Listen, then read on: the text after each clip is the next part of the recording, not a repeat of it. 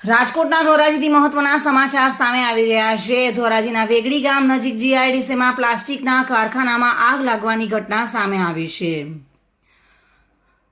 Dhoraji fire બ્રિગેડને જાણ કરવા છતાં પણ ફાયર બ્રિગેડની ટીમ જાણે ઘોર નિંદ્રામાં સૂતી હોય તે રીતે ઘટના સ્થળ પર સમયસર પહોંચી ન હતી, જેના કારણે આગે વિકરાળ સ્વરૂપ ધારણ કર્યું હતું।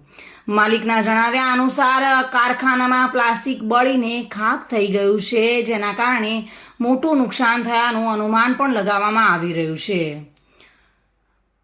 વેગડી જીઆઈડીસીમાં પ્લાસ્ટિકના કારખાનામાં અચાનક આગ લાગવાની ઘટના સામે આવી હતી અને આ પ્લાસ્ટિકના કારખાનામાં કયા કારણોસર આગ લાગી તે કારણ હજુ પણ અકબંધ છે।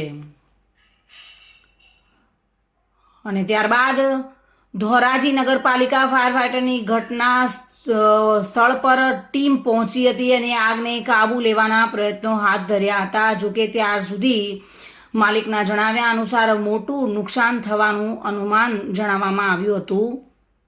આગે વિકરાળ સ્વરૂપ ધારણ કર્યું હતું, જોકે કોઈ જાનહાનિ ટળી હતી।